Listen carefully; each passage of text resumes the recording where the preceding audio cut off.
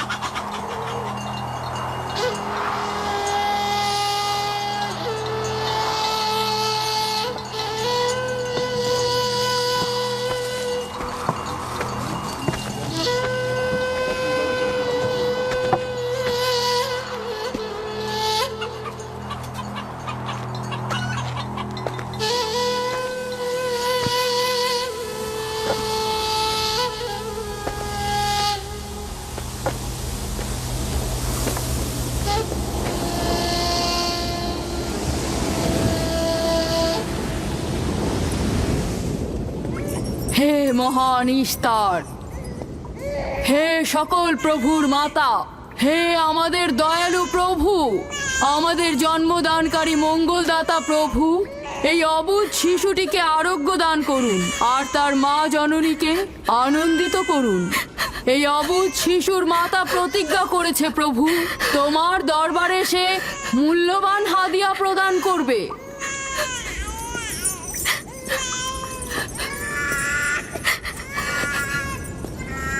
আমি মহান ইস্তারের কাছে প্রার্থনা করেছি যেন তিনি তোমার সন্তানকে জীবিত রাখেন। তুমি এখন তোমার সন্তানকে নিয়ে যেতে পারো। তুমি তোমার সন্তানকে ঠিক সেভাবে মানুষ করবে যেন সে বড় হয়ে নিজেকে ইস্তারের সেবায় বিলিয়ে দিতে পারে। আপনিও মহান ইস্তারের কাছে আমি অনেক কৃতজ্ঞ। মহান ইস্তারের ওপর রহমত বর্ষিত হোক। আপনার ওই ইস্তারের মেহেরবানিতে আমার মৃত সন্তান জীবিত অবস্থায় ফিরে এসেছে। ইস্তার মহান, তার ওপর রহমত বর্ষিত হোক। ইস্তার মহান, তার ওপর রহমত বর্ষিত হোক। মহান ইস্তার, তার ওপর রহমত বর্ষিত হোক। ইস্তার মহান, ইস্তার মহান, তার ওপর রহমত বর্ষিত হোক। এই বাচ্চাটির মতো আমাদের সন্তানও নিশ্চয়ই সেরে উঠবে, তাই না? ইস্তার খোদা দয়ালু ও শক্তিশালী, তিনি নিশ্চয়ই আমাদের বাচ্চাকে সাফা দেবেন। হ্যাঁ, আমারও তাই মনে হয়। চলো যাই। তোমাদের এ কি হলো? তোমরা তো নিজেরাই ফেরেশতার সেজদা পেয়েছো, আর এখন কিনা নিজেরাই নিজেদের সেজদা করছো। এই পৃথিবীর সৃষ্টির সকল কিছুই ইনসানকে তাসলিম করে, আর তোমরা কিনা প্রাণহীন নির্জীব পাথরকে তাসলিম করছো। এই শোনো, খবরদার বলছি, তুমি এসব বেহুদা কথাবার্তা বলে আমাদের খোদাকে অপমানিত করবে না। আমি এই কথাগুলো নিজে থেকে বলছি না, আমি খোদা কর্তৃক প্রেরিত কথাগুলো এই কিতাব থেকে বলছি। এটি হচ্ছে আসমানি সহি কিতাব, যা আমার দাদা ইব্রাহিম নবীর উপর নাজিল হয়েছিল। আমি তার দিনের অনুসারী এবং এই কিতাবের প্রচলন ও দাওয়াত প্রদানকারী। নিজে থেকে কিছু বলছি না। ওই আসমানি কিতাবে কি লেখা আছে আমাদের খোদাদেরকে অপমানিত করতে হবে? আমি অপমান করছি না, শুধু প্রশ্ন করছি। যদি জেনে থাকো তাহলে উত্তর দাও, আর যদি না জেনে থাকো তাহলে স্বীকার করো। তোমাদের জিজ্ঞাসা করছি, ওই মন্দিরে রাখা ইস্তারের মূর্তিগুলো কি তোমাদের প্রভু, নাকি তোমাদের তৈরি বস্তু? ইস্তার তোমাদের উপর প্রভাব বিস্তার করে নাকি তোমরা ইস্তারের উপর? ইস্তার তোমাদেরকে শাসন করে নাকি তোমরা ইস্তারকে? পাথরের তৈরি ইস্তার যদি দুর্বল ও অক্ষম হয়ে থাকে, তবে কি করে আমাদের বাচ্চাদেরকে সাফা দেয়? সত্যি কথা, আমরাও দেখেছি। হ্যাঁ, তার হাকিকাত আছে। ইস্তার তার সন্তানকে সাফা দিয়েছে, আমি দেখেছি। ওই প্রজ্ঞাবান যিনি তোমাদের আহাজারি শুনেছেন, তিনি তোমাদেরকে সাফা প্রদান করেছেন, না ইস্তার। যদিও তোমরা খোদা ছাড়া প্রার্থনা করেছো আর তিনি ছাড়া তোমরা সাহায্য চেয়েছো, কিন্তু তিনি সকল কিছু সম্বন্ধে অবগত আছেন, তাই তোমাদের আহাজারিতে তার রহমত বর্ষিত হয়েছে, তোমাদেরকে সে সাহায্য করেছেন। সাধারণ দৃষ্টিতে তোমরা ইস্তারকে দেখেছো, অন্তর্দৃষ্টিতে দেখোনি, তাই মূল সাফা প্রদানকারীকে চিনতে পারোনি। ইয়াকুবের কথার মূল অর্থটা আমি এখন বুঝতে পারছি। সে চাইছে যে আমরা আমাদের খোদাদেরকে বাদ দিয়ে তার খোদার ইবাদত করি। আমরা আমাদের খোদার অনেক কল্যাণকর কাজ দেখেছি, তোমার খোদার কি দেখছি? আমি তোমাদেরকে সকলের চাইতে ঊর্ধ্বে অবস্থিত খোদার দিকে আহ্বান করছি। তিনি সৃষ্টি সকল কিছুর চাইতে ঊর্ধ্বে। তাই নাকি? কি করে বুঝবো তোমার খোদা অন্যান্য সকল খোদার চাইতে ঊর্ধ্বে? তুমি আর তোমার খোদা ও ইস্তারের মন্দিরের ধর্মযাজকের মতো স্বর্ণরৌপ্য লুটে নিতে চাইছো না, তা কি করে বিশ্বাস করব? আমার বাস্তব অবস্থা হচ্ছে আমি গভর্নর লাবানের নিয়োজিত রাখাল। আমার কোনো কিছুই নেই, আর কোনো কিছুর জন্য আমি কারো কাছে প্রতিদানও চাইনি। তোমরা কি আমাকে আমার কাজ অন্বেষণ না রাখালি করা ছাড়া আর কিছু করতে দেখেছো? দেখেনি জন্য কি এখন আমাদের দেখতে হবে? তুমি হয়তো সুযোগের অভাবে ভালো আছো, নয়তো তুমিও কোনো অংশে কম যেতে না। তোমরা সবাই একই রকম। ধর্মকে তোমরা মুখোশ বানিয়ে নিজেদের আখের গুছিয়ে নাও, সহজ সরল মানুষদের ঠকিয়ে তাদের সম্পদের রাজা হও। তোমার কষ্ট বুঝতে পারছি। তোমার সন্তান মৃত্যুর কোলে ঢলে পড়েছে, অথচ কেউ তাকে সাহায্য করতে এগিয়ে আসেনি। না ইস্তার জাদুকর, না ওই মন্দিরের খোদা ইস্তার। তাই সকল খোদাকে দোষারোপ করার অধিকার হয়তো তোমার আছে। মন্দিরের অক্ষম ইস্তারের সঙ্গে আমার কোনো কাজ নেই। আমার কথা তোমার না দেখা প্রভুর সঙ্গে। আমরা অনেক ধৈর্য ধরেছি আর অনেক কষ্টও করেছি। এখন আর কোনো নতুন খোদাদের ধৈর্য ধরার মতো অবস্থা আমাদের নেই। আমাদের ধর্মযাজক আসছে, ফারাজ তার কথার শাস্তি পাবে। পালাও ফারিস, তুমি পালাও। ওইদিকে পালিয়েছে। ওইদিকে যাও, ওকে বন্দি করে নিয়ে এসো। দেখো যেন পালিয়ে না যায়। ওকে ছেড়ে দিন, যে ওকে করে মাফ হোক ওকে দিন, ধরে নিয়ে ওকে ফিরবে। ছেড়ে দিন, ওকে মাফ করে দিন।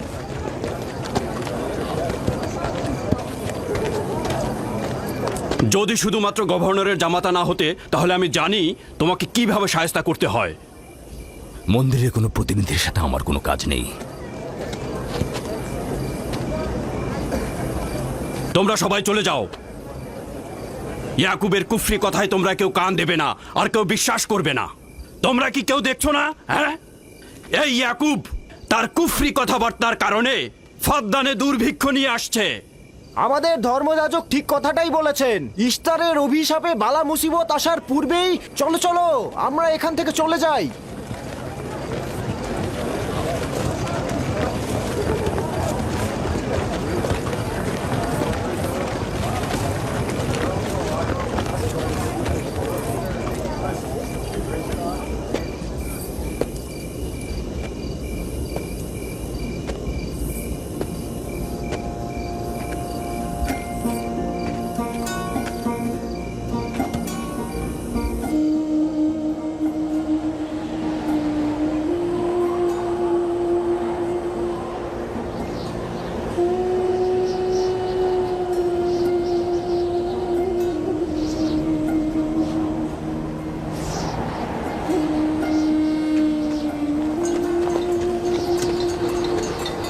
যদি খুব শীঘ্রই বৃষ্টিপাত না হয়, তাহলে ফাদ্দানবাসীর সকল ফসল নষ্ট হয়ে যাবে।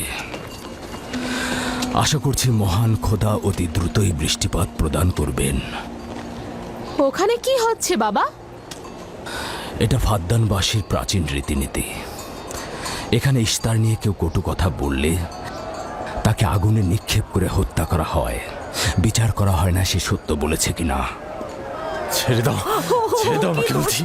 ছেড়ে দাও, আমাকে ছাড়ো বলছি। হে মহান ছেড়ে দাও। ধর্মগুরু, ওকে মাফ করে দাও, আমাদের উপর রহম করো। আমাকে ছাড়ো, ছাড়ো। আমার কি দোষ? আমি তো কিছু করি নাই। আমি কি বলেছি তোমাদের? আমাকে আমাকে এভাবে বেঁধে নিয়ে যাচ্ছ। আমাকে ছাড়ো। শোনো, তুমি এখানে ভেড়ার পালগুলো দেখে রাখো, আমি একটু আসছি। ছাড়ো, ছাড়ো, ছাড়ো আমাকে। এই, ছেড়ে দাও, ছেড়ে দাও, ছেড়ে দাও। এই, তোমরা তোমরা নির্মমতা করছো। তোমরা আমার উপর নির্মমতা করছো। আমাদের রহম করো। ছেড়ে দাও, ছেড়ে দাও। এই, আমার কি দোষ? আমার কি দোষ? আমাকে ছাড়ো, ছেড়ে দাও। এই, তোমরা আমার উপর অবিচার করছো। ওই যে দেখো, ইয়াকুব কি রাখাল, করছো? গভর্নর লাবানের জামাতা। এটা ঠিক করছো না। আমাদের উপর দয়া করুন, আমাদের উপর রহম করুন। কাফের শাস্তি একটাই। ফাদ্দানবাসী, তোমরা দেখে রাখো। তোমরা অবশ্যই শাস্তি পাওয়া উচিত। একদম ঠিক না, আমার উপর অবিচার হচ্ছে। আমি কিন্তু আমাকে এভাবে অমানবিক ভাবে পোড়ানো হচ্ছে। এটা তোমরা সহ্য করো না, তোমরা জেগে ওঠো। আমাকে বাঁচাও, বাঁচাও ফাদ্দানবাসী, আমাকে বাঁচাও ফাদ্দানবাসী। আমি বলছি আমি কোনো অন্যায় করিনি। অভিযুক্ত ফারাজ ইস্তারের শত্রু ও পাথর দিয়ে ইস্তারকে আক্রমণ করতে চেয়েছে এবং আমাদের খোদাকে অসমর্থ ও নালায়েক বলে আখ্যায়িত করেছে। ফাদ্দান শহরের প্রাচীন রীতিনীতি অনুযায়ী যে আমাদের খোদা ইস্তারকে অবমাননা করবে তাকে অবশ্যই আগুনে নিক্ষেপ করে হত্যা করা হবে। ফাদ্দানবাসী, তোমরা কি এরকম চুপ করে পাথরের মতো আমাকে দেখে যাবে? তোমরা কি কিছুই বলবে না? আমাকে এরকম অমানবিক ভাবে অত্যাচার করে পোড়াতে যাচ্ছে এই লোকজন। তোমরা কি কিছুই বলবে বেচারা না? ফারাজ। তোমরা কি নিশ্চুপ হয়ে সারা জীবন দেখে যাবে? ফাদ্দানবাসী, রক্ষা করো আমাকে, কেউ তো এগো। একদিন আমার মতো তোমাদের কেউ এভাবে পুড়িয়ে ফেলবে ওরা। তোমরা চুপ করে থেকো না, তোমরা এভাবে আমাকে মেরো না। আমার প্রাণ ভিক্ষা দাও, আমাকে এভাবে মেরো না। বেহুদা কান্নাকাটি করো না, হয়তো রক্তের মূল্য পরিশোধ করো, নয়তো আগুনে পুড়বার জন্য প্রস্তুত হও। তাকে আগুনে ফেলো না, আমাকে এভাবে পুড়িয়ে মেরো না। করো, আমাকে প্রাণ ভিক্ষা দাও, ওকে ছেড়ে দাও। হে দাও। ফাদ্দানের জনগণ, আমাকে মেরো না। আমাদের রহম আমি একটা কথা জানতে চাই, তার রক্তের মূল্য কত? মূল্য কি তুমি পরিশোধ করবে? না, ও নিজেই তো ইস্তারের শত্রু।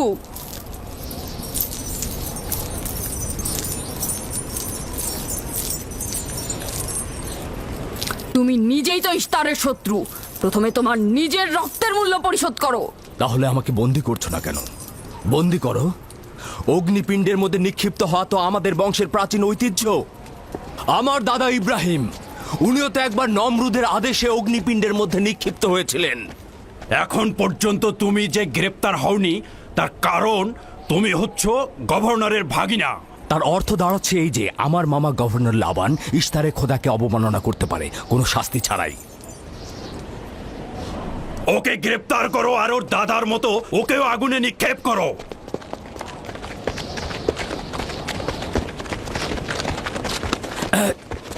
ছেড়ে দাও, আমার প্রশ্নের উত্তর দাও, ছেড়ে দাও আমাকে। এই, এখানে কি হচ্ছে এসব?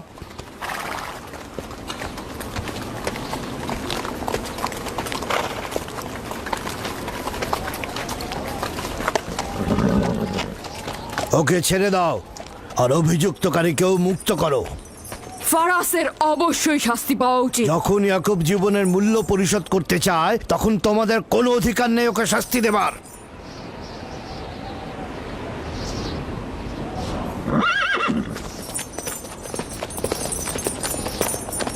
তাকে মুক্ত করে দিন।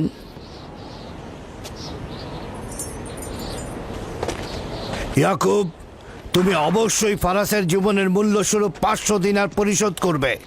হ্যাঁ, কোনো সমস্যা নেই, আমি এই অর্থ পরিশোধ করব।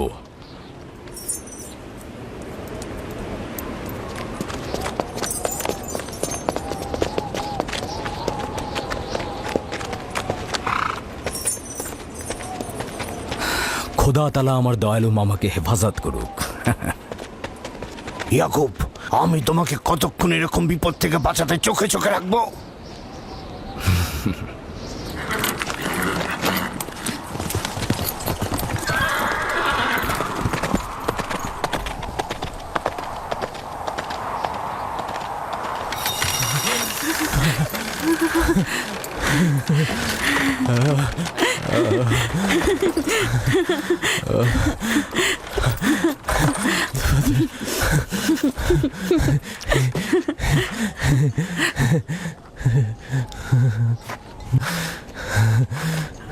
আপনি মহান, আমরা কৃতজ্ঞ, কৃতজ্ঞ।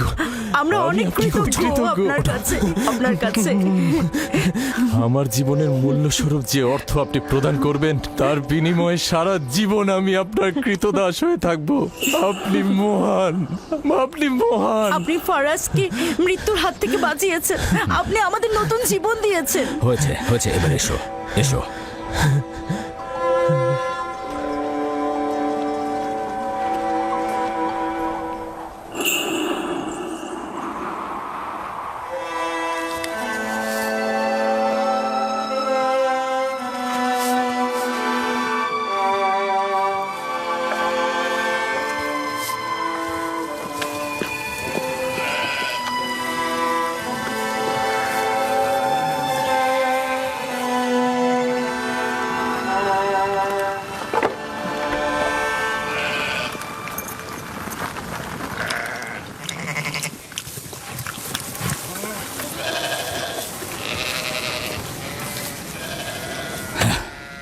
লোকটি আসলেই খুব ভালো, আসার পর থেকে শুধু কাজই করে যাচ্ছে।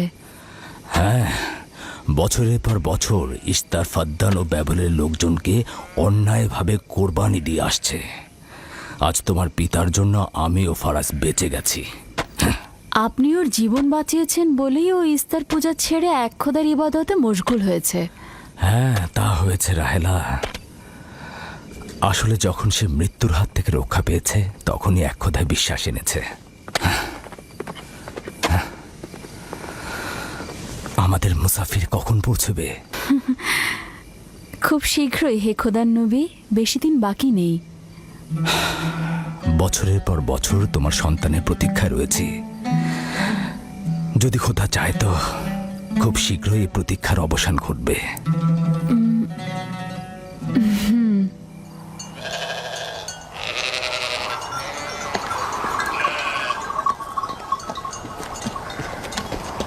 ইস্তেকদার, তোমার ও তোমার পরিবারকে সালাম।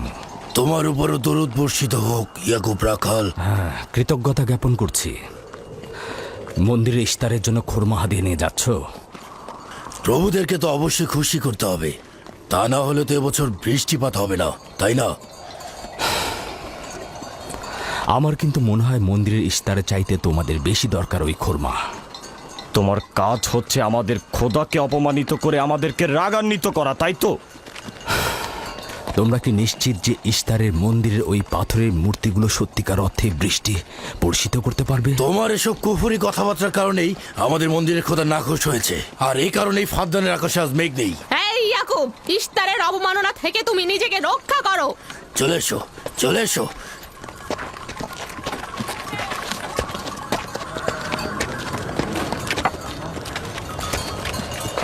এটা তোমাদের কেমন বিবেচনা? তোমরা শক্তিশালী ও দয়ালু এক খোদাকে রেখে নির্জীব পাথরের উপাসনা করছো। কেন তোমরা বিষাদগ্রস্ত জমিনে নিজেদের আত্মাকে এক খোদার ঈমানের নূরে আলোকিত করছো না?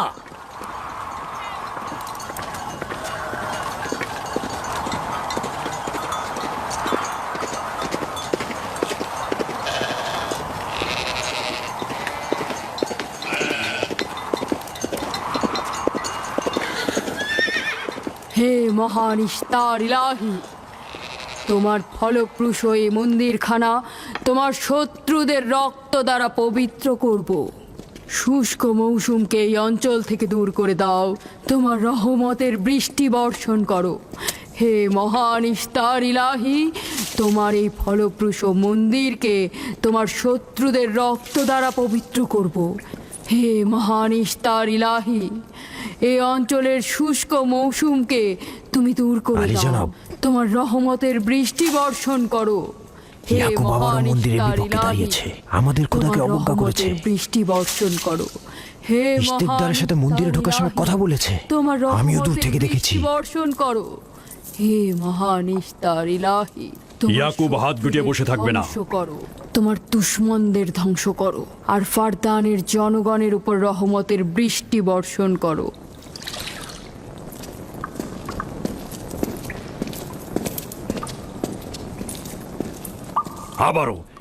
আবারও শুরু করেছে। আশা করছি ওর উপর এবার খোদার লানত বর্ষিত হবে। এখন আমাদের কি করা উচিত? লাবানকে এখানে ডাকো, তার সাথেই সমাধান করব। যত তাড়াতাড়ি সম্ভব লাবানকে আমন্ত্রণ করো।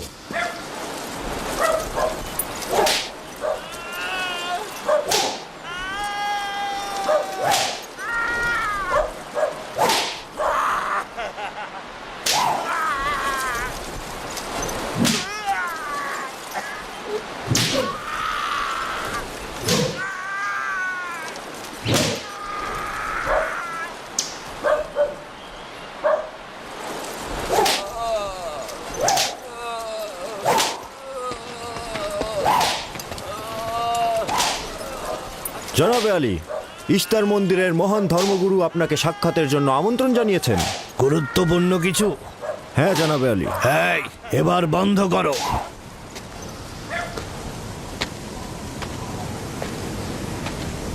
তুমি যদি আবারও চুরি করেছো তাহলে তোর আর আঘাতে আর জীবিত ফিরবে না।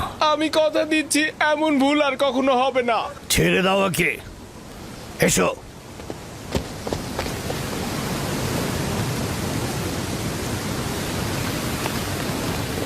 প্রকৃতপক্ষে বিষয়টা আসলে আপনার জামাতা ইয়াকুবকে নিয়ে। ইয়াকুবের আমলনামা তার নিজের সঙ্গে সম্পৃক্ত। আমি উত্তরদাতা নই। না ঠিক আছে, কিন্তু ইয়াকুব তো ইস্তারকে অবজ্ঞা করে। এটা ধর্মগুরুদের কর্তব্য তার প্রশ্নের উত্তর দেওয়া। আর যদি উত্তর দিতে সক্ষম না হও তাহলে কেন আমার শরণাপন্ন হও?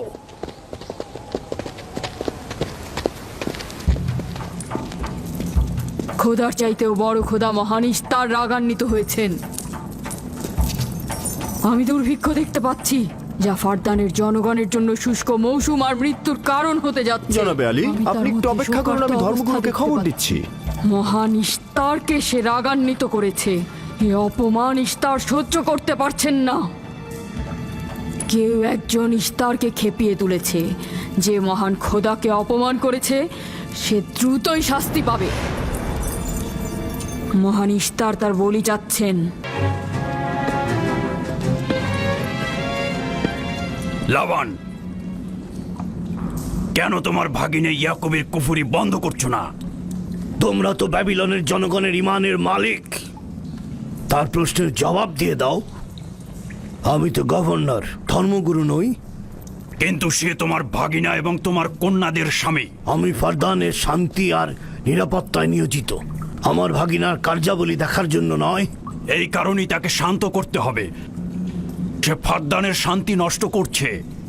ফারদানের শান্তি ফিরিয়ে আনতে হবে, তা না হলে অতি দ্রুত ফারদানের বুকে দুর্ভিক্ষ নেমে আসবে, আর এটার দায়ভার সম্পূর্ণ ইয়াকুবের। কি করে করি বলো? ইয়াকুব এখানে ভেড়া রক্ষণাবেক্ষণের প্রধান ব্যক্তি, অর্থনৈতিক চালিকা শক্তিও বটে। আর ও কিনা হয়ে গেল এখানকার বদখদের প্রধান কারণ। হ্যাঁ, কারণ ও এখনো ইস্তারের কুফরি করেই যাচ্ছে। ইয়াকুব তো ব্যাবিলনের খোদাদের উপর ঈমান আনেনি, কিন্তু তারা তো কিছু বলেনি। ব্যাবিলনের খোদাদের প্রতি ঈমান না আনলেও তাদেরকে কখনো অবজ্ঞা করে কথা বলেনি। কিন্তু এখানে তো সে মহান ইস্তারকে অবমাননা করেই চলেছে। তুমি অবশ্যই তাকে শান্ত করবে। অবমাননা করে? অবশ্যই করে। তুমি কি কখনো ভেবে দেখেছো যে ব্যাবিলন রাজ্য কেন তোমাকে নিয়োজিত করেছে? তাহলে এটাও জেনে রাখো কেন আমাকে গভর্নর নিয়োগ করা হয়েছে। উত্তম হলো এটা জানা যে আমি ব্যাবিলন থেকে ফরমান গ্রহণ করি, না তোমাদের থেকে, না তোমাদের ইস্তার থেকে। যদি ইস্তারের মন্দিরের ধর্মগুরু বাবেল এই কথাগুলো তুলে ধরেন তবে কোনো অসুবিধে নেই তো?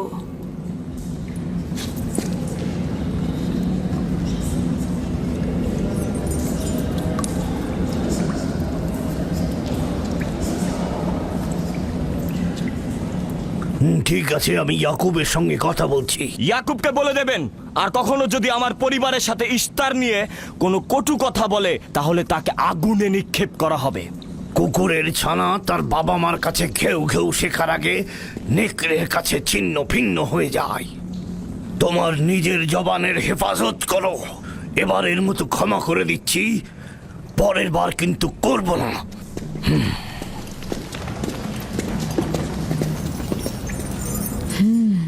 সবাই শুনে রাখো, যদি দুর্ভিক্ষের কারণে আমার ফসল নষ্ট হয় তবে ইয়াকুব আর তার পরিবারের কাউকে আমি জ্যান্ত রাখবো না। দেখা যাক না, একবারই তো কোনো কথা বলে লাভ নেই।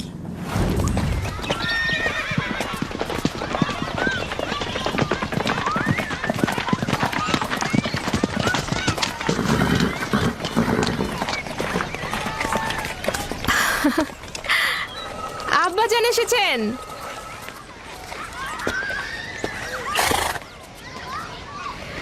আসসালামু আলাইকুম আব্বাজান, এবার অনেকদিন পর এলেন। সালাম আব্বাজান। কি সৌভাগ্য আমাদের, ফাদ্দান আরামের মহৎ ব্যক্তি দেশের গভর্নর তাহলে সময় পেলেন মেয়েদের দেখতে আসার। এই ইয়াকুবটাকে নিয়ে আর পারি না। কি হয়েছে আব্বাজান? আবারও কি ইস্তার মন্দিরের ধর্মগুরুরা অভিযোগ করেছেন? তার মানে ফারদানের এইসব দাঙ্গা হাঙ্গামা ধর্মগুরুদের ষড়যন্ত্র। ইয়াকুব এগুলোর সঙ্গে জড়িত নয়, তাই তো? আব্বাজান, আপনি খুব ভালো করেই জানেন ইয়াকুব রেসালাত আর নিজের কাজ ছাড়া অন্য কিছুই করে না। কয়েক হাজার বছরের প্রচলিত ইস্তার মন্দিরের সঙ্গে তার কি কাজ? যদি সে এটাই চায় যে সে তার পিতামহের দিন প্রচার করবে, তাহলে সে আমাদের পরিবারের সঙ্গে করুক। কিন্তু মানুষের বিশ্বাসকে কেন অবমাননা করছে? আমার মনে হয় আব্বা আপনি ভুল করছেন। সে অবমাননা করছে না, সত্য প্রচার করছে। আব্বাজান, কিছু মনে করবেন না। ইয়াকুব আসলে এক খোদার প্রতিনিধি হয়ে তার নিয়মকানুন সম্পর্কে জনগণকে সচেতন করে তুলছেন, যেটা তার কর্তব্য বলে মনে করছেন। যেরকম আপনার কর্তব্য ফাদ্দানের জনগণের নিরাপত্তা প্রদান করা। তোমরা তার মতো কঠোর ও বেপরোয়া হয়েছো। আমি যদি চাই দায়িত্ব পালন করতে, তাহলে তোমরা মরুভূমিতে ভবঘুরে হয়ে ঘুরবে। আব্বাজান, আমি আর আমার বোন লিয়া আমাদের স্বামীর দিনে অটল আছি, তাই এক খোদার আইন বাস্তবায়নে আমরা তাকে সাহায্য করেই যাব। তোমরা সবাই দেওয়ানা হয়ে গেছো। তোমরা কেউ আমার অবস্থার কথা চিন্তা করছো না। তোমরা কি জানো, ব্যাবিলনের ধর্মগুরু যদি জানতে পারে আমার ভাগিনা ইস্তারের বিরুদ্ধে অপপ্রচার চালাচ্ছে, তাহলে আমার কি অবস্থা হবে ভাবো। আমি তখন কতটা বিপদে পড়বো। ইয়াকুবের খোদার শক্তি ওই বাবেলের মন্দিরের ইস্তারের থেকে অনেক বেশি। আব্বাজান, আমাদের উচিত হচ্ছে আমাদের নিজেদের খোদাকে ভয় করা, ওই পাথরের খোদাকে নয়। আমার না তার খোদার সঙ্গে কোনো কাজ রয়েছে, না এদের খোদা। শুধু বলবো ইয়াকুবের কোনো অধিকার নেই ফাদ্দানের লোকের কাছে আমার অবস্থান নড়বড় করে দেয়া। কি হয়েছে রাহেলা? রাহেলা, রাহেলা, কি হয়েছে রাহেলা?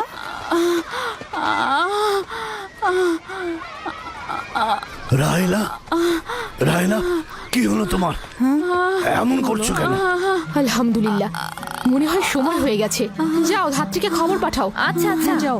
চলো আমরা সবাই মিলে ওকে ঘরে নিয়ে যাই। হ্যাঁ চলো, চলো, হ্যাঁ। চলো ঘরে নিয়ে এই যে, যাই ওকে। আস্তে আস্তে। পলাশ, বলুন জনাব। জাহাতুন মরুভূমিতে যাও, ইয়াকুবকে বলো এখনই যেন চলে আসে।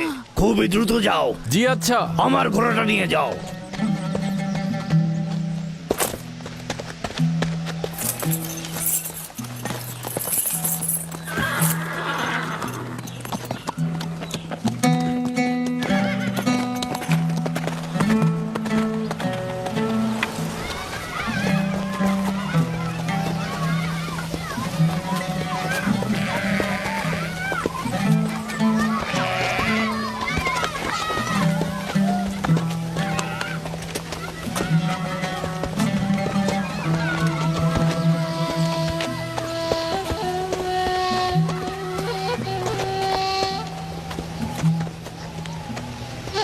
রাখালেরা চতুষ্পদী প্রাণীগুলোকে হেদায়েত করে, আর নবুয়াত ইনসানদের হেদায়েত করে থাকে। সম্ভবত এ কারণেই অধিকাংশ নবী রাখাল ছিলেন। আমি ইসরায়েল ভেড়াগুলোর সঙ্গে আমার সন্তানদেরও মরুভূমিতে নিয়ে এসেছি, যাতে তারা হেদায়েত গ্রহণ শিখতে পারে। আমার সন্তান বনি ইসরায়েলেরা কেন ক্ষমতা ও পেশি শক্তিকে মূল দণ্ড হিসেবে মনে করছে? আমি তো তাদেরকে পেশি শক্তি বা জোর করে চাপিয়ে দেওয়া কোনো কিছু শিক্ষা দেইনি। তোমরা কি শুরু করলে? তোমরা কি শুরু করলে? ওঠো, ওঠো, শামুন, ওঠো। আমার উত্তরাধিকারী ও পরিবারের প্রধান সেই হবে যে খোদাকে সবচাইতে বেশি ভালোবাসবে। ইব্রাহিম ও ইসহাক ছিলেন সর্বোৎকৃষ্ট। তার মানে এই নয় যে তারা অধিক শক্তিশালী ছিলেন। শক্তি দিয়ে সবকিছু জয় করা যায় না।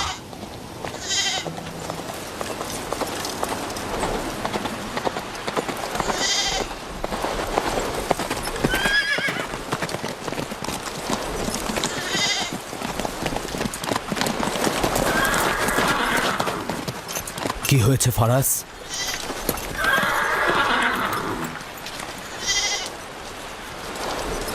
তোমরা ভেড়াগুলোকে নিয়ে আসো।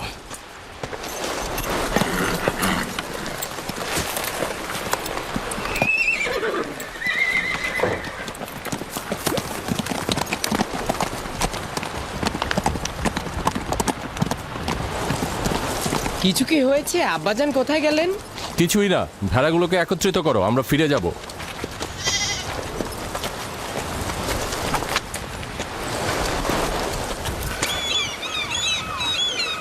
বেল হ্যাঁ, রাহেল তো তোমার সতীন। রাহেলের সঙ্গে তোমার অনেক ভালো সম্পর্ক দেখছি।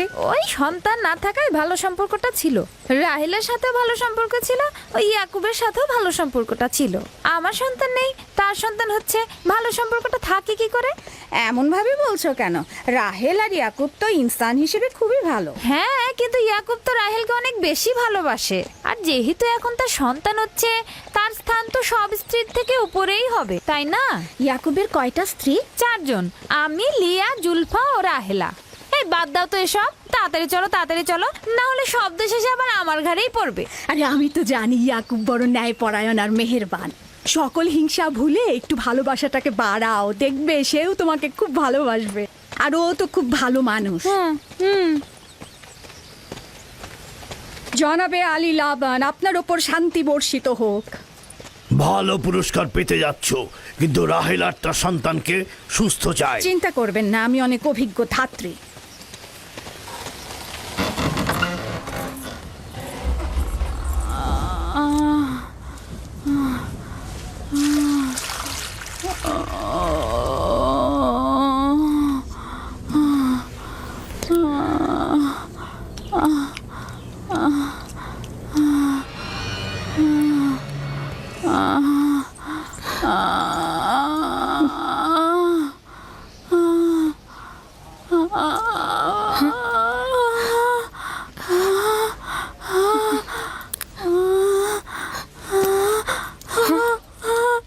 চিন্তা করো না, সব ঠিক হয়ে যাবে, খোদা মহান।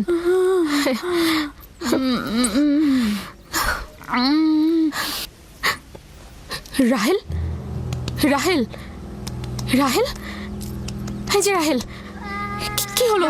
কথা বলো। রাহেল, রাহেল, রাহেল, রাহেল তো রাহেল? বেহুশ হয়ে গেছে। রাহেল, রাহেল চোখ খোলো, রাহেল কথা বলো, রাহেল, রাহেল, এই যে রাহেল। রাহেলা, হ্যাঁ, এমন তো নয় তার উপর ইস্তারের খোদা রাগ পড়েছে।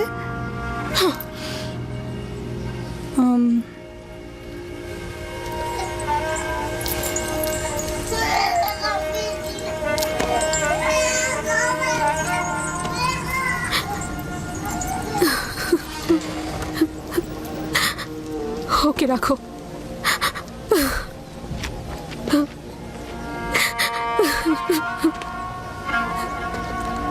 তোমরা তোমার খালার জন্য দোয়া করো, তোমাদের দোয়া খুব তাড়াতাড়ি কবুল হবে।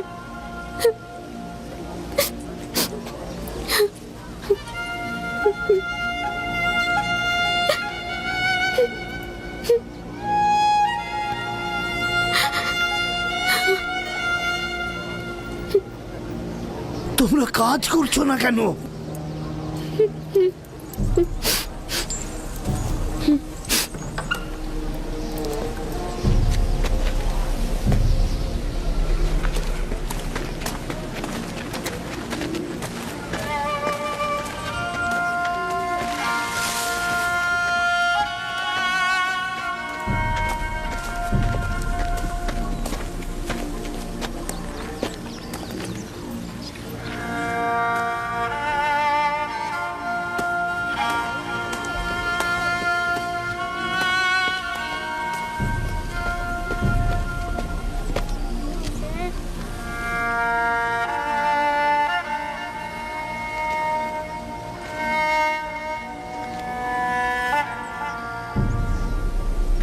কেউ একজন ইস্তারকে রাগান্বিত করেছে। আগুন ও রক্ত দেখতে পাচ্ছি, অলক্ষণে মৃত্যুর ছায়া সর্বত্র দেখতে পাচ্ছি। আগুন প্রথমে কাফেরের পোশাকের নিম্নাংশ গ্রাস করবে। যারা ইস্তারকে অবমাননা করেছে, অতি দ্রুতই তাদের ধ্বংস আসন্ন। হ্যাঁ, ইস্তার তাকে ক্ষমা করবে না, অতি দ্রুতই সে তার শাস্তি পাবে। আমার মনে হয় ওরা ইস্তারের অভিশাপের ফল ভোগ করছে। ইয়াকুব তো সব সময় ইস্তারকে অবজ্ঞা করে কথা বলে। হ্যাঁ, ইশতার বলেছিল কুফরিকারী কাফের তার রোশানল থেকে রক্ষা পাবে না। ইয়াকুব তো ইশতার আর তার খোদাকে নিয়ে কত বেহুদা কথা বলেছে, মনে হচ্ছে তারই ফল ভোগ করছে।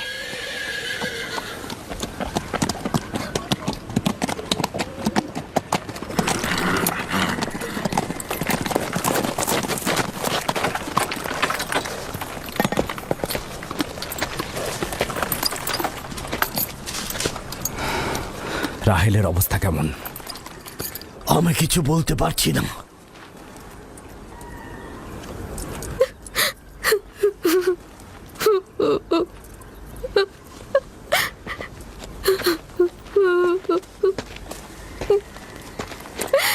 কিছু একটা করুন, রাহেলের অবস্থা খুবই খারাপ।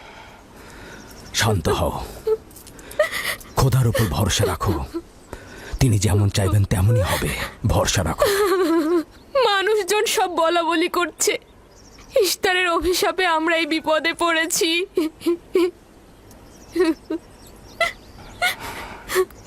খুব ভালো।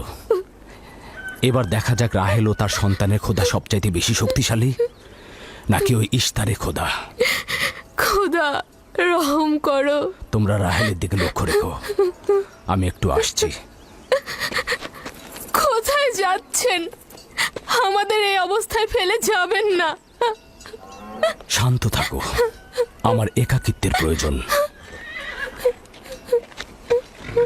তুমি খোদার সঙ্গে যা করার করো, আমি হাত পা গুটিয়ে বসে থাকতে পারবো না। আমি অবশ্যই হেকিমি চিকিৎসার ব্যবস্থা করব। আমি চিকিৎসকের নিকটে যাচ্ছি, প্রকৃত চিকিৎসক।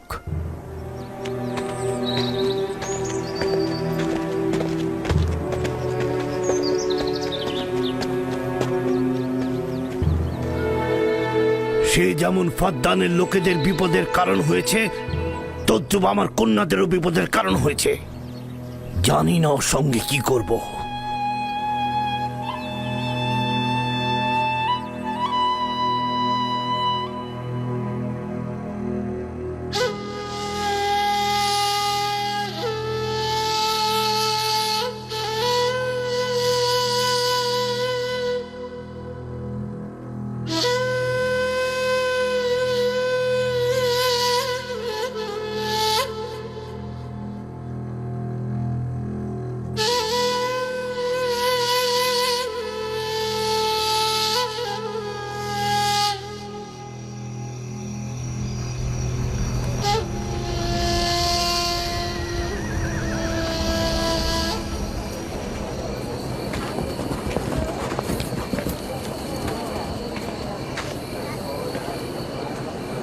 কেন যে ইশতার মাতাকে ডেকে আনছে না, সে তো সবচেয়ে বড় ধাত্রী। হ্যাঁ, তারা বলছি। জনাব লাবান, ইশতারের কাছে লোক পাঠান। ধাত্রী হিসেবে সে কিন্তু সবচাইতে ভালো।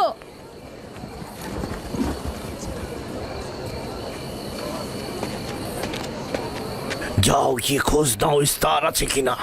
যা চাই তাই দেবো। বলবে লাবান বলেছে, যদি তার কন্যাকে নাজাত দাও, ইয়াকুবকে ফাদ্দান থেকে বার করে দেবো, আর তার পাপ থেকে ইস্তার মন্দিরকে রক্ষা করবো। যাও।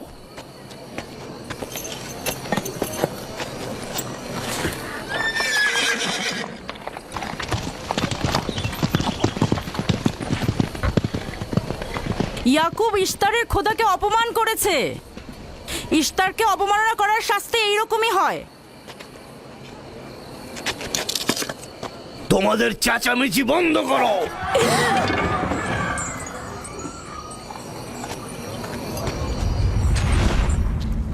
ইয়াকুবকে বলো কেন সে তার খোদার কাছে সাহায্য চাচ্ছে না। আমি যদি তার জায়গায় থাকতাম তবে অবশ্যই এ সময় আমার খোদাকে ভুলে যেতাম না। আমাকে পাঠিয়েছেন জনাব লাবান। তিনি কথা দিয়েছেন তার কন্যাকে যদি নাজাত দিতে পারেন, ইয়াকুবকে ফাদ্দান থেকে বের করে দেওয়া হবে। আমার দৃষ্টিতে এটা সর্বোত্তম সময় ফাদ্দানবাসীকে মহান ইশতারের কুদরত সম্পর্কে জানিয়ে দেবার এবং তার শক্তিমত্তা সম্পর্কে বুঝিয়ে দেবার এটাই উৎকৃষ্ট সময়। যদি রাহেলাকে বাঁচাতে পারো, তাহলে তোমাদের উপর ফাদ্দানবাসীর ঈমান বৃদ্ধি পাবে। এখানে স্বর্ণরৌপ্যের ভান্ডার হবে। রাহেলের মৃত্যুও একই পরিণাম নিয়ে আসবে। বাদ দাও, মরে যাক। খুব ভালো, যাও এই কথাই গিয়ে বলো, রাহেলের মৃত্যু ইশতারের অভিশাপের ফল। একক খোদার ইবাদত করা এবং ইস্তারকে দেখেও না দেখার ভান করার এমনটাই ফল। যদি এমনটা হতো, রাহেল ও তার সন্তানের মৃত্যুর পর আকাশ থেকে বৃষ্টি বর্ষিত হচ্ছে,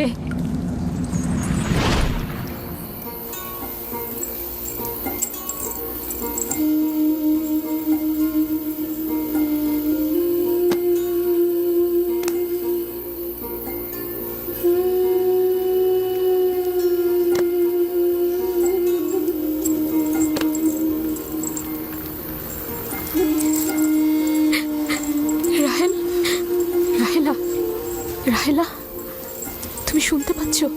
এই যে, রাহেল, কি করছো এসব? আরে ধোঁয়া দিয়ে জ্ঞান ফেরাতে হবে, তাহলে মা বাচ্চা মারা পড়বে। এই ধোঁয়া তাকে মেরে ফেলবে, সুস্থ করবে না।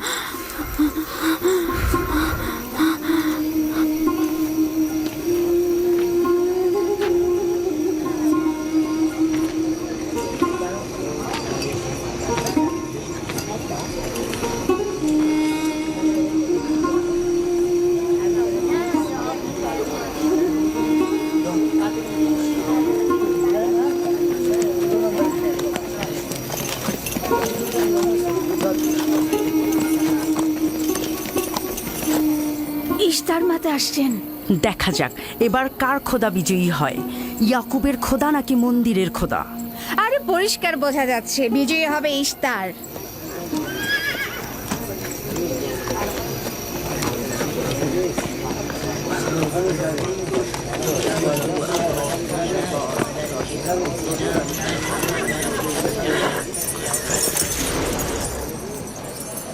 লাবান, আমার কথায় কষ্ট পেয়েছো তাই না? আর ইয়াকুব যে বলল তার খোদা সর্বশক্তিমান, অধিক দয়ালু, তবে তার খোদা কেন এসে তাকে সাহায্য করছে না? রাহেলের জীবন এখন তোমার হাতে, তুমি তাকে সাহায্য করো। আমি কখনোই ভাবিনি যে ইয়াকুব এত দ্রুতই মহান ইস্তারের শরণাপন্ন হবে। কত অবাক করা বেহুদা ও কাল্পনিক, মিথ্যা আর বাতিল চিন্তার মধ্যে মগ্ন আছো। এই বাতিল চিন্তার সত্যতা একটু পরেই তুমি উপলব্ধি করবে, যখন তোমার স্ত্রী সন্তান মৃত্যুর মুখে পতিত হবে। জীবন ও মৃত্যু সম্পূর্ণ খোদার হাতে, না ইস্তারের পাথরের মূর্তির হাতে। আমি ইস্তারকে এখানে আসতে বলেছি। রাহেলের অবস্থা খুবই খারাপ। রাহেলের নিজের খোদা ব্যতীত আর কারো খোদার প্রয়োজন নেই। তুমি বের হয়ে যাও, বের হও। ইয়াকুব, আমি এখানে দাঁড়িয়ে আছি। দাঁড়িয়ে আছো কেন? বের হয়ে যাও। তোমার স্ত্রী সন্তান ধ্বংস হবে, মহান ইস্তারের ক্রোধে তোমাদের ধ্বংস অনিবার্য। আমার সহধর্মিনী তোমার দয়ায় আসেনি যে তোমার বদ দয়ায় ধ্বংস হয়ে যাবে। তুমি বের হয়ে যাও। ফারদানের জনগণ, এই লোক নিজের জন্য কোনো রহম নিয়ে আসেনি এবং সে তোমাদেরও কোনো রহম দিতে পারবে না। সে তোমাদের জন্য যেমন দুর্ভিক্ষ নিয়ে আসছে, তেমনি তার স্ত্রী পুত্রের জন্য মৃত্যু ডেকে নিয়ে আসছে। অতি দ্রুতই তোমরা ইস্তারের কুদরত দেখতে পাবে। তোমার কারণে আমার কন্যার জীবন যদি বিপন্ন হয়,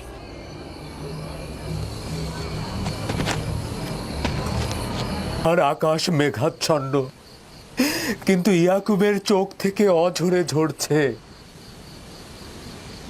রাহেল 11 বছর ধরে একটি সন্তানের জন্য অপেক্ষায় প্রহর গুনছে। 11 বছর ধরে ফাদ্দানের নারীরা তাকে কত কটু কথা বলেছে, কিন্তু সে ধৈর্য হারায়নি। কতজন তাকে বন্ধা বাজা বলেছে, কেউ কেউ তাকে নিষ্ফলা ফলহীন বলে ডেকেছে।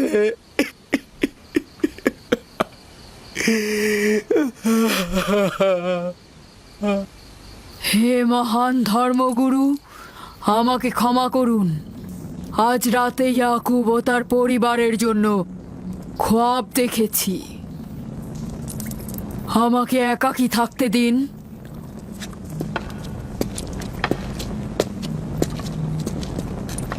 হে মহান খোদা, ইয়াকুব আর তার পরিবারের উপর আপনার অভিশাপ বর্ষিত করুন। তার অবশ্যই শাস্তি পাওয়া উচিত। রাহেল ও তার পুত্র আজকে রাতেই ধ্বংস হবে। হে মহান ইস্তার, ইয়াকুব ও তার পরিবারের উপর আপনার ক্রোধের আগুন নাজিল করুন, নাজিল করুন।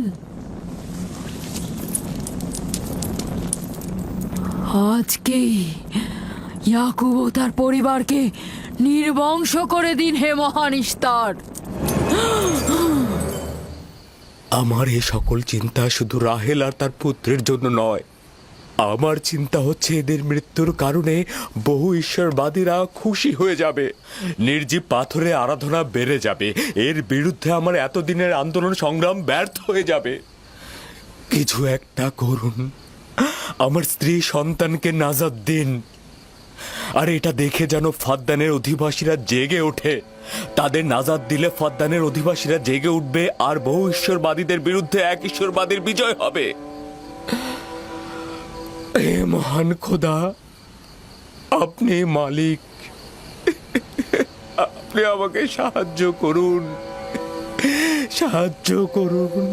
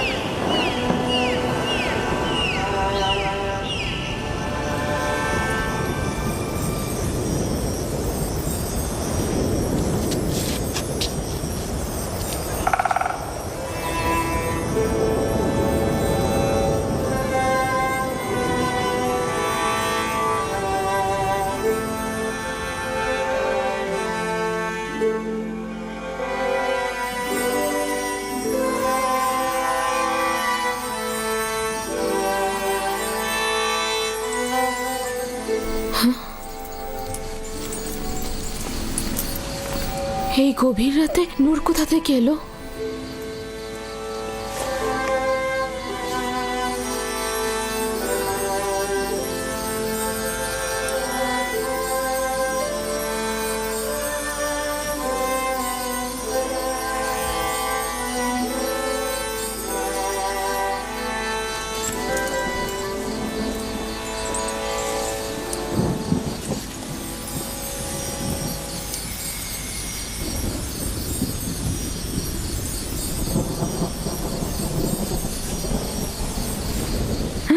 রাহেলের হুঁশ ফিরেছে।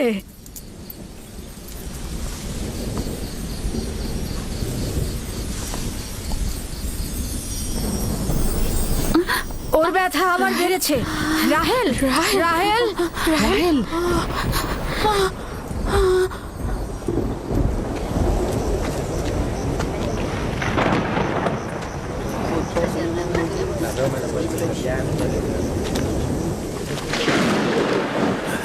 মনে হচ্ছে আজকে রাত্রি বৃষ্টি হবে। মনে হয় না, ইয়াকুব আর রাহেলই তো ফাদ্দানের দুর্ভিক্ষের কারণ। এটি মহান খোদার ক্রোধের নিশান। বিদ্যুৎ গর্জনের মতো ক্রোধ নিয়ে মহান খোদা পৃথিবীতে অবতরণ করবেন। ইয়াকুব ও তার পরিবারকে শাস্তি প্রদান করবেন। হে মহান ইস্তার, আপনার প্রভুত্বের সীমারেখা দিয়ে প্রতিহত করুন। আপনার ক্রোধের আগুন ইয়াকুবের পরিবারের ওপর নিক্ষেপ করুন।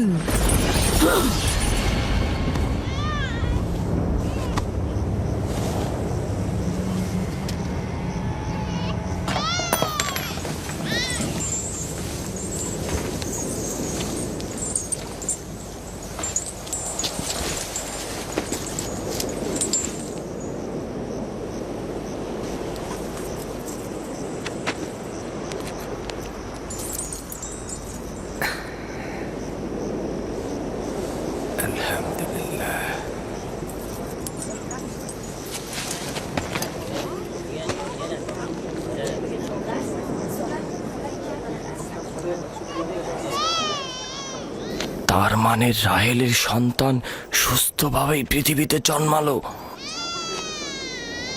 তাহলে ইস্তারের জাদু, ইস্তারের কথা কি মিথ্যে হলো?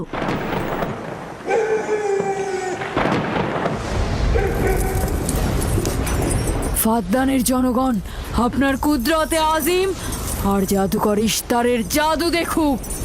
হে মহান ইশতার, আমাদের আনন্দিত করো, যাতে ফাদ্দানের জনগণ ইয়াকুবের খোদার দুর্বলতা দেখতে পায়। হে মহান ইশতার, আপনার ক্রোধের আগুন জ্বালিয়ে দিন।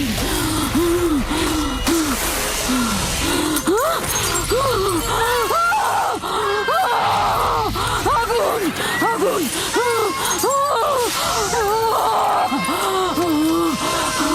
আগুন, বাঁচাও, বাঁচাও, বাঁচাও, বাঁচাও, আগুন, আগুন, বাঁচাও,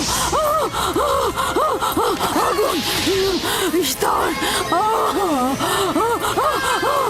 বাঁচাও, বাঁচাও, বাঁচাও, আগুন, আগুন, আগুন,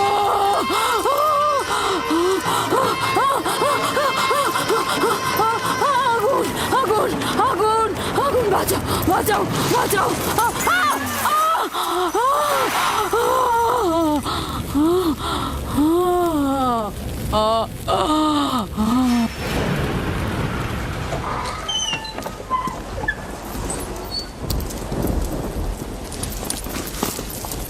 হে খোদার নবী, আপনার উপর দরুদ বর্ষিত হোক। শুক্রিয়া।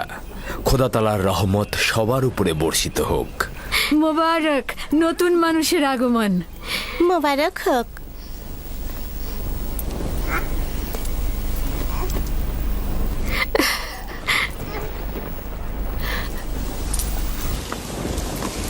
খোদা তাআলার এই অশেষ রহমতের জন্য তার কাছে শুকরিয়া জ্ঞাপন করছি, আর খোদা তাআলার কাছে তোমার আর আমাদের সন্তানের জন্য কল্যাণ কামনা করছি।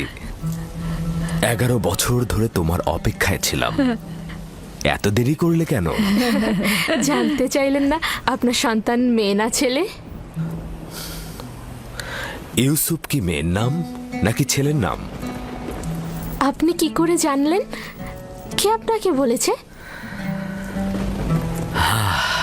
তিনি, যিনি কিছুক্ষণ আগে আমাকে এই আগমনের সুসংবাদটা দিয়েছেন।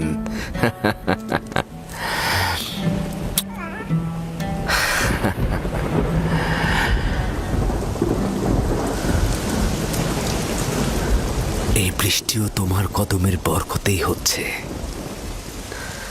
খোশামদিদ।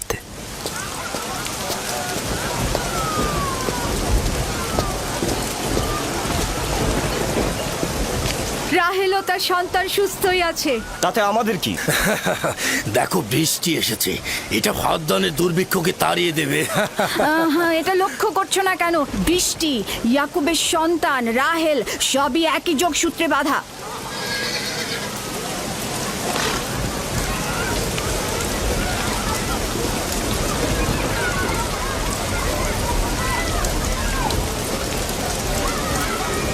তার মানে রাহেল ও তার সন্তান রহমত স্বরূপ এসেছে। হ্যাঁ, বুঝতে পারছো না? এর জন্যই তো রহমতের বৃষ্টি হচ্ছে।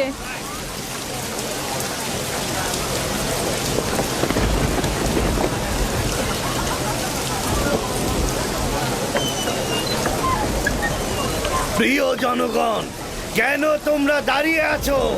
ভেড়া এবং উট কোরবানি করো, ফাদ্দানকে সজ্জিত করো,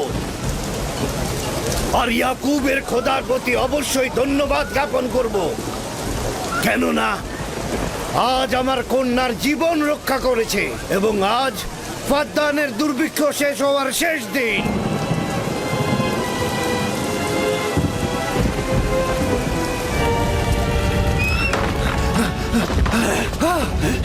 কি হলো? আগুন কিভাবে লাগলো? আগুন লেগেছে। ইশতার, ইস্তার পড়ে যাচ্ছে। ইশতার, হে মহান ইশতার, যাবেন না ওখানে, ইশতার, যাবেন না ওখানে, আগুন লেগে যাবে, আগুন লেগে যাবে, যাবেন না, ওখানে যাবেন না, পুড়ে যাবেন। তোমরা কে কোথায় আছো? আগুন লেগেছে, ইশতার পুড়ে যাচ্ছে। ইস্তারের মন্দিরে আগুন লেগেছে। হায় হায়, আগুন লেগেছে। দেখুন দেখুন, জনাবে আলী, ইস্তারের মন্দিরে আগুন লেগেছে, দেখুন। কি বললে? কি হয়েছে? ইস্তারের মন্দিরে আগুন লেগেছে, সব পুড়ে যাচ্ছে।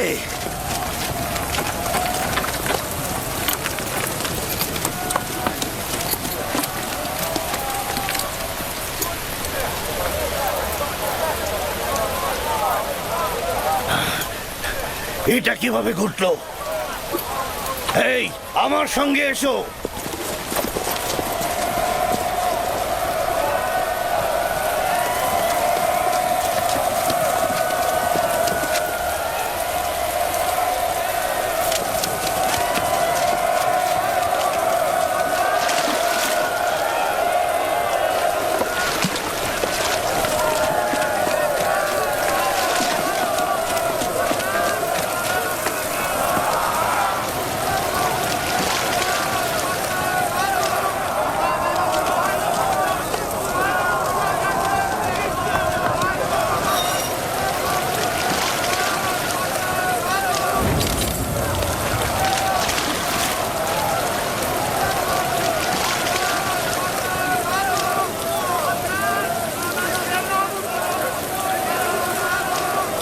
বৃষ্টিতে সবকিছু ধৌত করে আগুন নিভিয়ে দেয়, তাহলে মন্দিরের আগুন কেন নিচ্ছে না?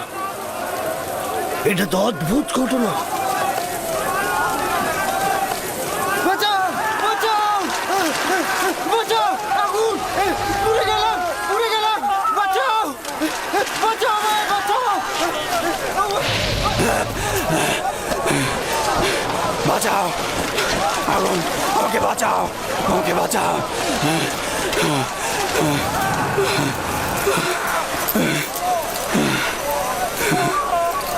ধর্মগুরু, ইস্তারের জাদুর কি হলো? সে আগুনের ভিতর জ্বলছিল, আমি তাকে বাঁচাতে পারলাম না। জাদুকর আগুনে পড়েছে? জাদুকর ইস্তার আগুনে পুড়ে গেছে। আমরা তো ভাবতেই পারছি না যে তিনি আগুনে পড়ে মারা যাবে। তার জন্য কিছুই করা গেল না। তার মানে আগুন ধর্মগুরুর খোদাকেও পোড়াতে আরে পারে? ভাই, এটা তো সহজ ব্যাপার। ও তো খোদা নয়, পূর্বেই তো। এই ছিল শক্তিশালী ইস্তার, যার ধর্মগুরুর আগুনে পড়লো অথচ সে কিছুই করতে পারলো না। দেখো, ইস্তার তো বলেছিল রাহেল ও তার সন্তান ধ্বংস হবে। এখন কি দেখা গেল? তারা তো নিজেরাই ধ্বংস হলো। জনাব লাবান, কোথায় যাচ্ছেন? ইয়াকুবের খোদার প্রতি ঈমান আনতে যাচ্ছি।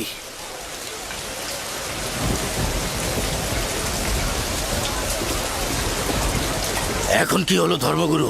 আপনি তো বলেছিলেন ইয়াকুব ফাদ্দানের জন্য অভিশাপ, সে ফাদ্দানের অধিবাসীদের ধ্বংসের কারণ হবে। এখন কি হলো? কিন্তু ইয়াকুবের সন্তান তো আমাদের জন্য বরকত স্বরূপ নাজিল হয়েছে। চলো চলো, সবাই চলো। তোমরা সবাই কোথায় যাচ্ছ? মন্দির আগুনে পুড়ছে আর তোমরা সবাই চলে যাচ্ছ। ফিরে এসো, তোমরা ফিরে এসো। তোমরা যেও না, ফিরে এসো, ইস্তারের খোদা রাগান্বিত হবে। তোমরা ফিরে এসো, ইস্তারে খোদা নাজাত দেবে। এ আগুন থাকবে না, নিভে যাবে। ফিরে এসো, ধর্মগুরু আগুনে পুড়ছে, তোমরা তাকে ফেলে যেও না। তোমরা ফিরে এসো, ইস্তারে খোদা রাগান্বিত হবেন।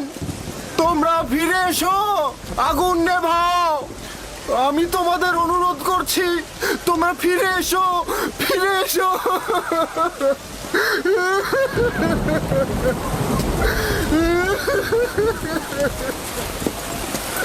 তোমরা ফিরে এসো।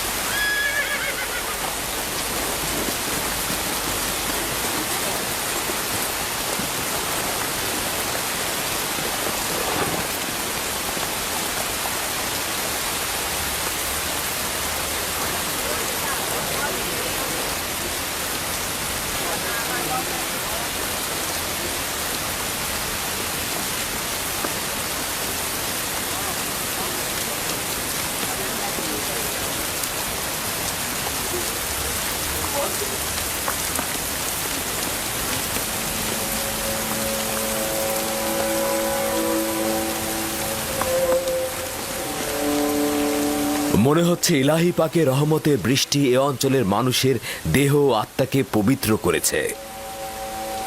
তোমার সন্তানের পবিত্র আগমনে এই অঞ্চলে বৃষ্টি বর্ষিত হলো। তোমার সন্তানকে আমাদের দেখাও।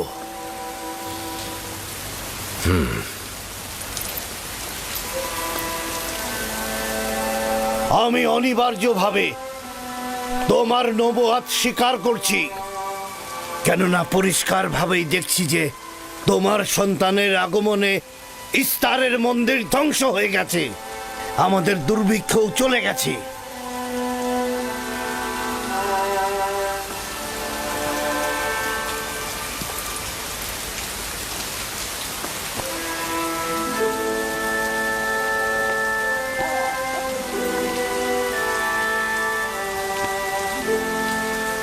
ইউসুফের কদম মোবারক।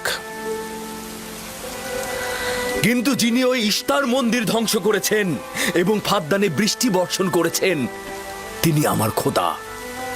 তিনি এক এবং অদ্বিতীয়। তোমরা কি চাও না তাকে দেখতে? আমি এবং আমার স্ত্রী আপনার খোদাকে দেখেছি। আজকে ফাদ্দানের জনগণতা দেখলো। যেমনি আপনার খোদার রহমত দেখলো, তেমনি নিজেদের খোদার অপদস্থ দেখলো। এখন ওরা এসেছে একাত্মবাদী খোদার প্রতি ঈমান আনতে। হে খোদার নবী, হে খোদার নবী, ওদের অন্তরকে ঈমানের নূরে আলোকিত করুন। তোমরা সবাই কি ফারাসের কথার সাথে একমত? তাহলে আমার সাথে বলো, আমরা সকল নির্জীব ও পাথরের তৈরি খোদা থেকে এবং অন্যান্য জমিনের খোদা থেকে বিচ্ছেদ ঘটাচ্ছি এবং এক ও অদ্বিতীয় খোদার ঈমান আনছি, যিনি আসমান ও জমিনের খোদা, এবং সকল প্রেরিত মহাপুরুষদের প্রতিও ঈমান আনছি ও তাদের সকল ফরমানের প্রতিও আনুগত্য স্বীকার করছি।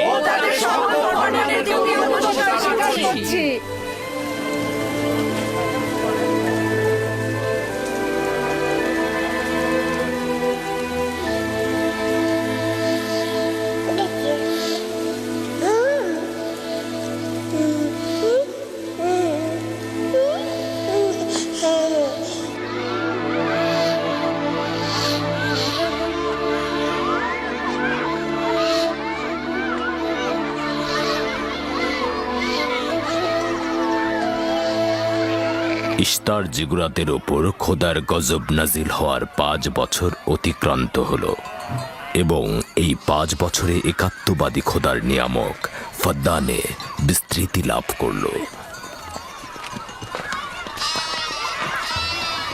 ইয়াকুব নবীর প্রিয় সহধর্মিণী এবং ইউসুফের মাতা রাহেল আবারও মা হতে চলেছেন। ইউসুফ,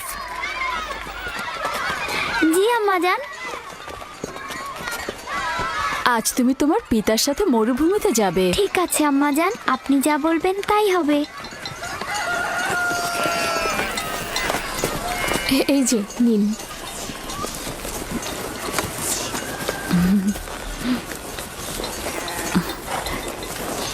অনেকদিন পর আমরা একসাথে বের হলাম।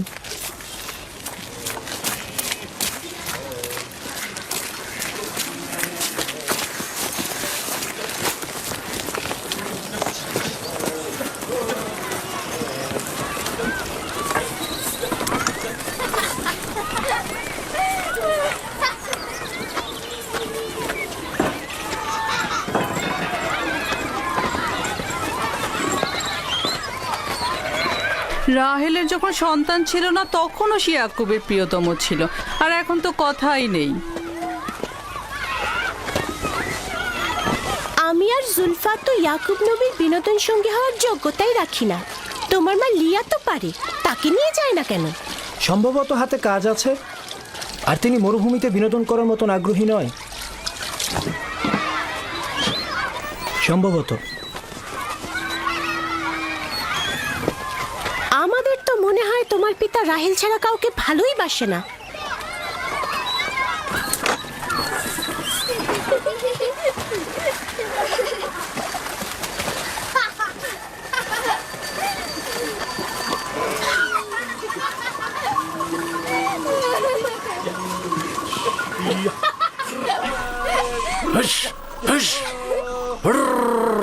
হুস হুস যা যা হুর যা হুস হুস যা হুস হুস হুস হুস যা হুস যা 15 বছর পূর্বে তোমার সাথে আমার প্রথম পরিচয় এই কূপের পাশেই হয়েছিল। আমি ওই দিনই জেনেছিলাম আপনি আমার ফুফাতো ভাই। আমি ওই দিন বুঝেছিলাম তুমি আমার মামাতো বোন। সেই দিন থেকে এই ভালো লাগা শুরু। পিতা ইসাহাক ও মাতা রোৎকা মনে হয় আমাকে তোমার কাছে হেদায়েতের জন্য পাঠিয়েছিল। চলো চলো, বাচ্চারা সবাই এগিয়ে গেছে। হ্যাঁ হ্যাঁ, চলুন।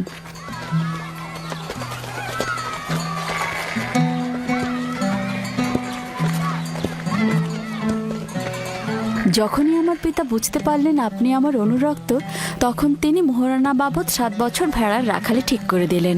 আমি সেটা গ্রহণও করলাম, কিন্তু 7 বছর পর তোমার পিতা লিয়াকে আমার সাথে বিয়ে দিয়ে দিল। আর তো কোনো উপায়ও ছিল না, কারণ ফাদ্দানে বড় বোনের আগে ছোট বোনের বিয়ে দেওয়ার নিয়ম নেই। হ্যাঁ, আরো 7 বছর আমি তোমার জন্য রাখালি গ্রহণ করলাম, কিন্তু জনাব লাবান জানে না আমাকে যদি 70 বছরের কথা বলা হতো আমি তাতেই রাজি হয়ে যেতাম।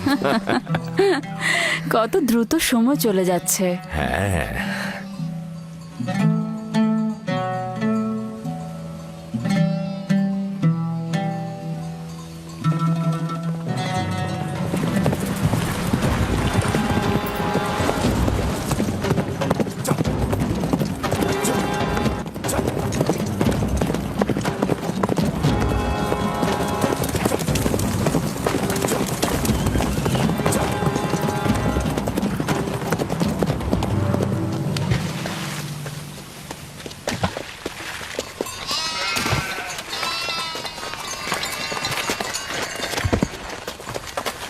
কেন জানি না আমার জন্মস্থান ক্যানানের কথা খুব মনে পড়ছে।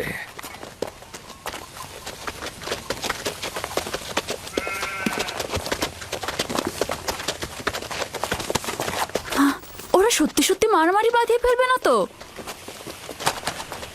চিন্তা করো না, ওরা নিজেদের শক্তি পরীক্ষা করছে। তারা মনে করে যে সবচাইতে শক্তিশালী যে হবে সে হবে আমার উত্তরাধিকারী।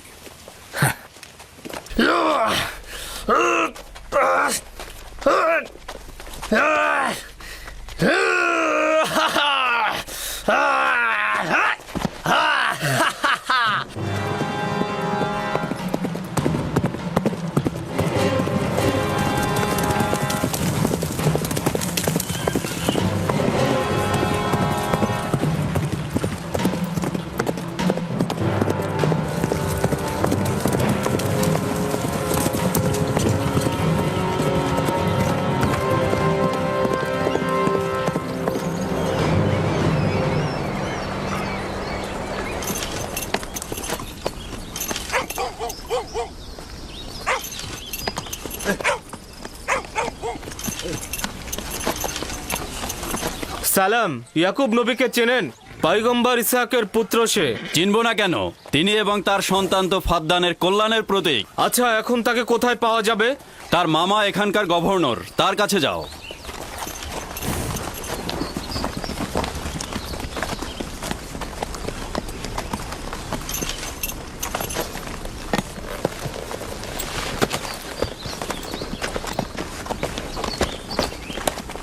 কি চাই?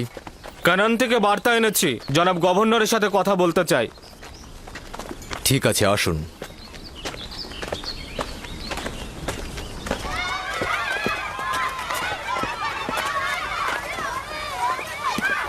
দিনে যা জি, এদিকে এসো তো আমার মা। তুমি ইউসুফকে নিয়ে একটু খেলো, আমি তোমার মাকে সাহায্য করি। ঠিক আছে।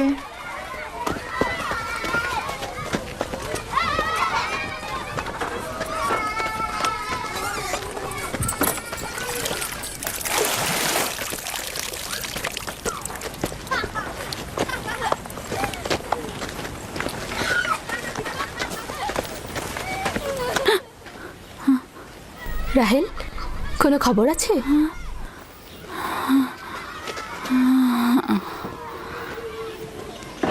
মোবারকবাদ, খোদার নবী খবর জানেন?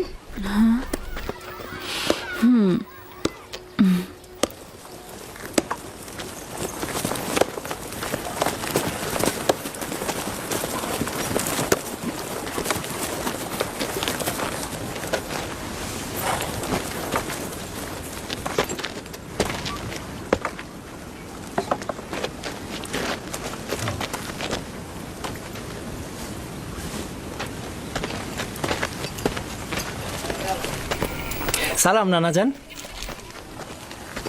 সালাম আব্বাজান, খোশামদেদ।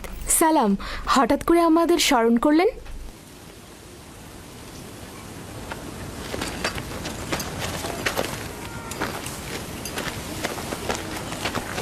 কি হয়েছে আব্বাজান? কোনো কিছু কি ঘটেছে আব্বাজান? ওই যে ওই লোকটাকে দেখছো, উনি কেনান থেকে এসেছেন। উনি কোনো ভালো খবর নিয়ে আসেননি। ইয়াকুব কোথায়?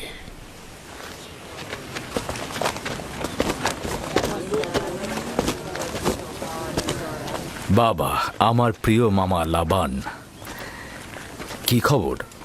পথ ভুল করে আসেননি তো? যদিও জানি যে খবরটা তিক্ত, কিন্তু এটাই নিয়তি।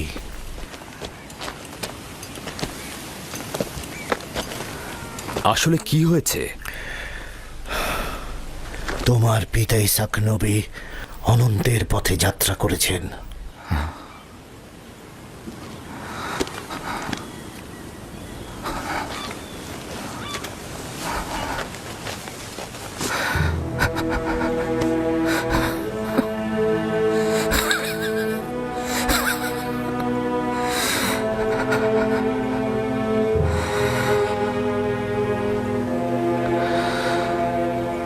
সকলে খোদার তরফ থেকে আসে, আবার তার কাছে ফিরে যায়।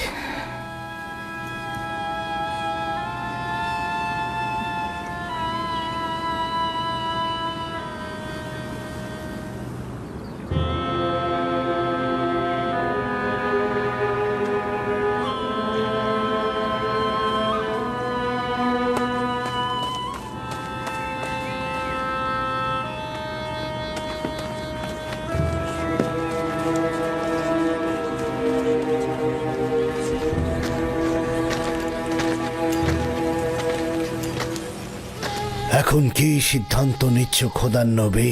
ইব্রাহিম নবীর পরে কানানের লোকজনের পয়গম্বরের দায়িত্ব আপনার উপরে পড়েছে, আর আপনার বোন ফাইকে বলেছে এই খবর আপনাকে পৌঁছে দিতে। তার মানে কি তুমি চলে যাবে?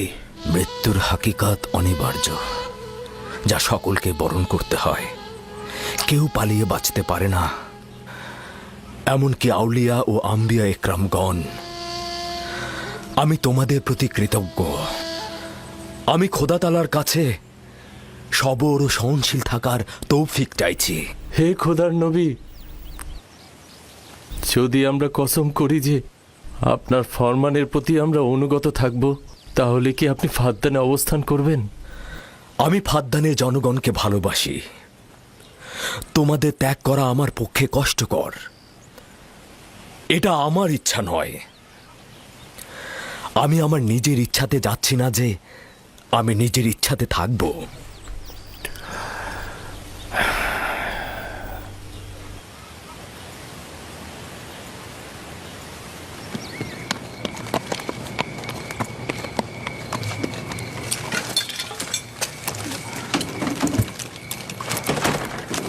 খোদা তাআলার ইচ্ছায় আগামীকাল আমরা ক্যানানের উদ্দেশ্যে যাত্রা করব। আমি প্রস্তুত। আমিও প্রস্তুত। আমি আর আমার স্ত্রী জিনিসপত্র গুছিয়ে নিয়েছি। তোমরা কোথায় যাচ্ছ? আপনাদের সঙ্গে ক্যানান। আমরা জীবনেও খোদার নবীকে হাতছাড়া করতে পারবো না। আমাদের সঙ্গে তোমরা যেতে পারবে না। তোমরা ফাদ্দানে অবস্থান করো, সেটাই ভালো হবে। আমার এই ঘর বাড়ি সব থাকছে, তোমরা সেখানেই থাকবে। কিন্তু আমি তো আপনার কাছে ঋণী হয়ে আছি জনাব। আমরা আপনার কাছে প্রতিজ্ঞা করছি, আমরা সারা জীবন আপনার খেদমত করব। তোমার আত্মীয় স্বজনদের এখানে তোমাকে দরকার হবে। এটা তোমার মাতৃভূমি, আর আমার সাথে তোমাদের কোনো সম্পর্ক নেই। উত্তম হবে তোমরা এখানে থাকো।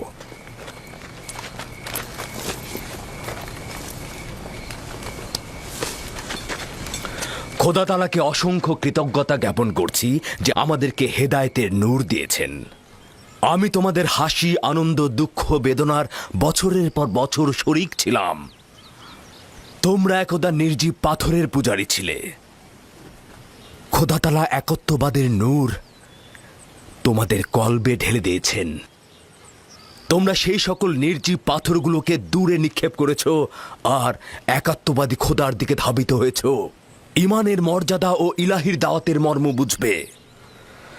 এমন যেন না হয় কুফুরি আর জাহিলিপনাকে ঈমানের জায়গায় স্থান দিয়েছ, ইয়াকুব থাকুক আর না থাকুক।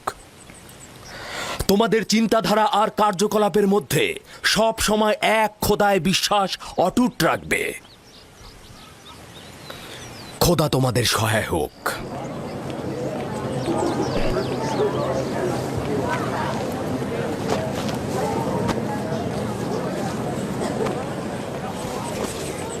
তুমি বছরের পর বছর আমার হয়ে রাখালি করেছ, কোনো উপহার গ্রহণ করনি। তোমার নিজের সম্পদ বলতে কিছুই নেই। আমার অর্ধেক ভেড়ার পাল তোমাকে আর আমার কন্যাকে উপহার দিচ্ছি। আশা করছি এই সম্পদ তোমার কাজে লাগবে। শুকরিয়া জ্ঞাপন করছি। খোদা আপনাকে অনেক বেশি কল্যাণ আর বরকত দান করুক। শুক্রিয়া আব্বাজান। শুক্রিয়া। সত্যি বলছেন আব্বাজান? এটা তো ইয়াকুবের হক। এটা বছরের পর বছর কষ্ট বহন করার উপযুক্ত মর্যাদা। খোদা হাফেজ ইয়াকুব নবী। খোদা হাফেজ। খোদা হাফেজ। আবার আসবেন। খোদা তোমাদের কল্যাণ করুক। খোদা তোমাদের সহায় হোক। খোদা তোমাদের রক্ষা করবে। আমাদের দেখতে আসবেন। ভালো থাকবেন ইয়াকুব নবী, আবার আসবেন।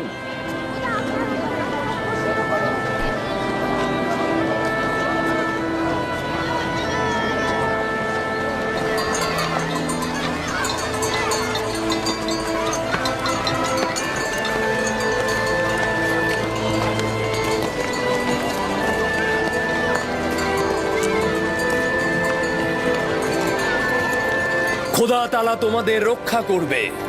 তোমরা অবশ্যই ক্যানানে আমাকে দেখতে আসবে। খোদা হাফেজ।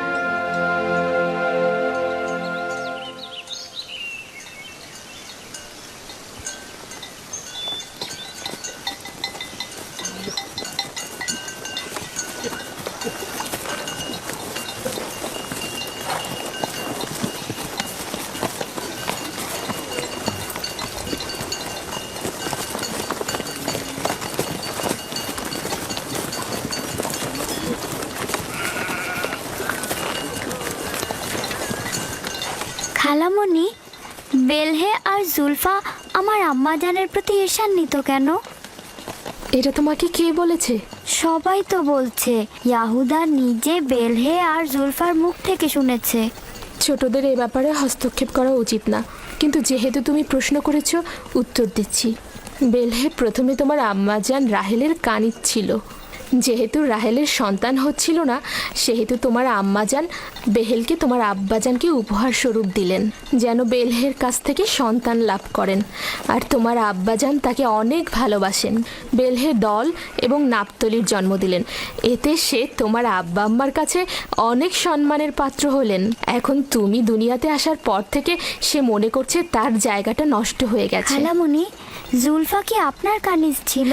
হ্যাঁ, রাহেলের উৎসর্গের পর আমিও জুলফাকে তোমার আব্বাকে উপহার দিলাম।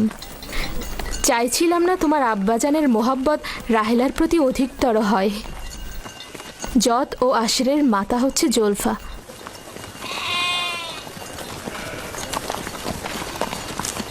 লাবি, শামুন, কেন শামুক গতিতে চলছো? ভেড়াগুলো সব ছড়িয়ে ছিটে গেছে, একত্রিত করো।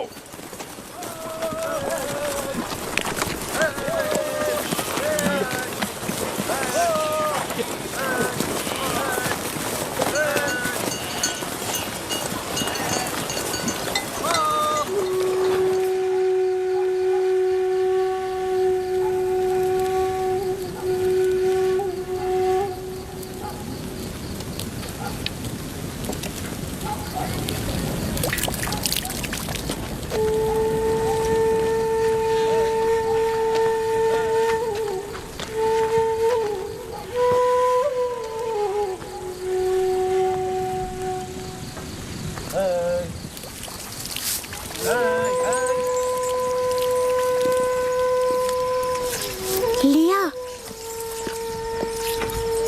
তুমি দেখেছো ইয়াকুব রাহেলের স্থানটা সবার উপরে দিয়েছে?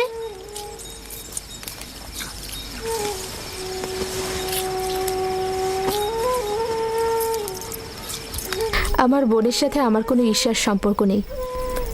যেহেতু তার সন্তান সংখ্যা আমার চেয়ে কম, তো ইয়াকুবের ভালোবাসাও তার প্রতি আমার চাইতে কম। তাহলে কেন ঈর্ষার কথা আসছে?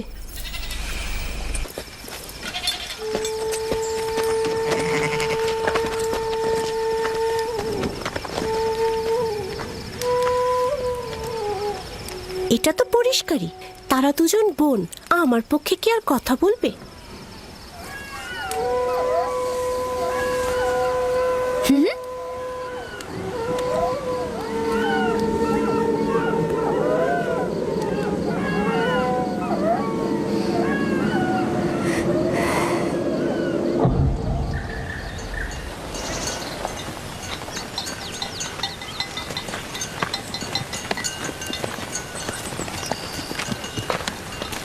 মনে হচ্ছে আমরা একটু বেশিই ঘুরে যাচ্ছি।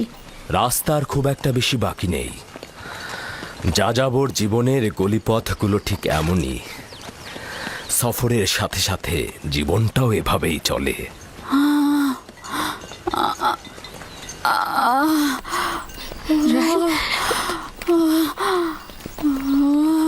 কেন আর কত দূরে? আরো তো প্রায় 9 মাইল। আর একটু ধৈর্য ধরো। আমি আর পারছি না। লিয়া, লিয়া। ইয়াহুদা, লাবি, শামুন, এখানে তাঁবু ফেলো, আমরা এখানে অবস্থান করব। ক্যানান কি এখান থেকে অনেক দূরে? গিলা, দ্রুত ক্যানন যাও, আমার বোন সহ একজন ধাত্রী নিয়ে এসো, দ্রুত যাও। জি জনাব।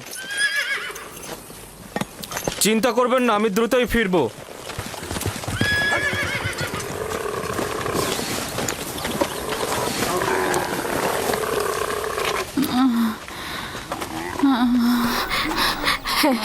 সাবধানে নামো, সাবধানে।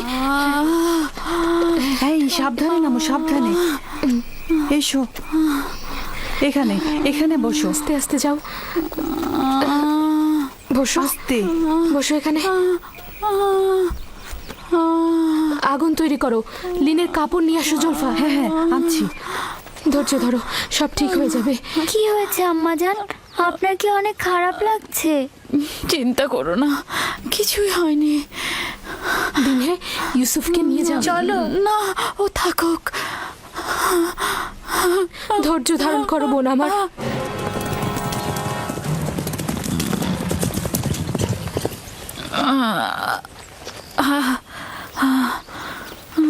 আম্মাজান, আম্মাজান কি হয়েছে? আম্মাজান আমাকে ছেড়ে দাও, আমাকে ছেড়ে দাও। আম্মাজান, আম্মাজান, আম্মাজান কি হয়েছে? দিনে ইউসুফকে সামনে রাখো। এদিকে এসো। ইউসুফ, তুমি বাবা আমার সাথে চলো, আমার সাথে এসো। আম্মাজানের কি হয়েছে? কিছু হয়নি আমার পুত্র। ইউসুফ, তুমি ওখানে যেও না। আব্বাজান, আমার আম্মাজানের জন্য ভয় লাগছে। ভয় লাগার মতো কিছুই হয়নি, আমি তো আছি। শান্ত হ বেটা, শান্ত হ।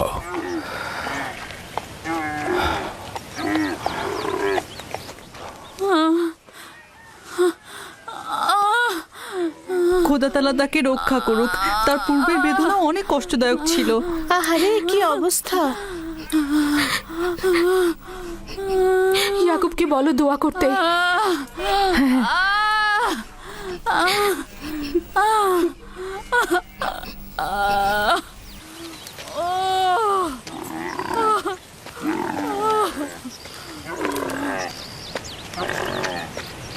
কি খবর? রাহেলের অবস্থা কেমন? এখনো কোনো খবর নেই। লিয়া বলেছে আপনাকে তার জন্য দোয়া করতে। তার অবস্থা একেবারেই অনুকূলে নয়। আমাদের আরো কিছুক্ষণ সবুর করতে হবে। ধাত্রী পথেই আছে, যাও তার দিকে লক্ষ্য রাখো। আব্বাজান, আম্মাজান কি আমাদের ছেড়ে চলে যাচ্ছে? তোমাকে কে বলেছে এগুলো? তোমার আম্মাজান তোমার জন্য ভাই নিয়ে আসবে। কিন্তু আমার ভয় লাগছে। ভয় পেও না আমার পুত্র। দিনহে, জি আব্বাজান। ইউসুফকে নিয়ে খেলা করো। এসো ইউসুফ।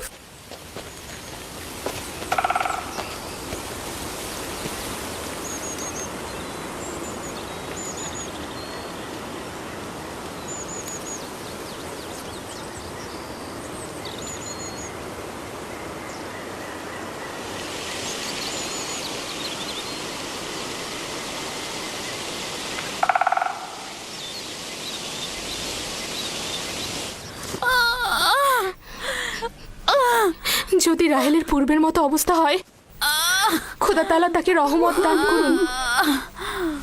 আমার কিন্তু মনে হচ্ছে এই যাত্রায় আর রক্ষা হবে না।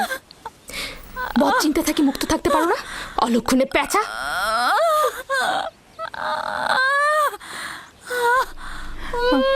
রাহেল, একটু ধৈর্য ধরো রাহেল, একটু সবুর করো। ধাত্রী পথেই আছে, কেন তো বেশি দূরে নয়।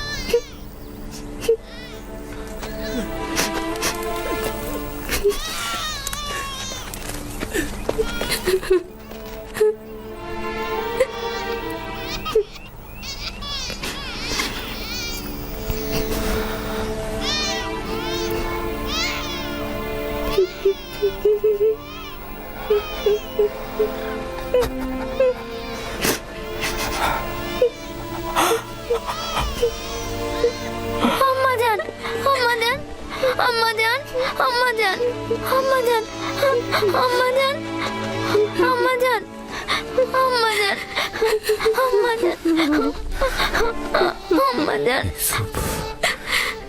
আম্মাজান, আম্মাজান।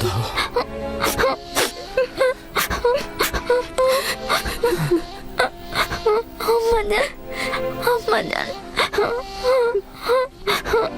আম্মাজান, আম্মাজান। আমার সন্তানকে দেখে রাখবেন, আমার ইউসুফকে দেখে রাখবেন।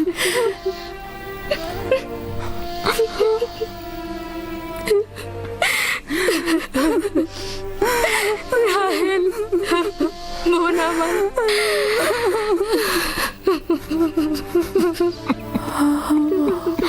ওদেরকে কখনো অবহেলা করবেন না। মায়ের অভাব যেন ওরা বুঝতে না পারে, কথা দিন। আম্মাজান,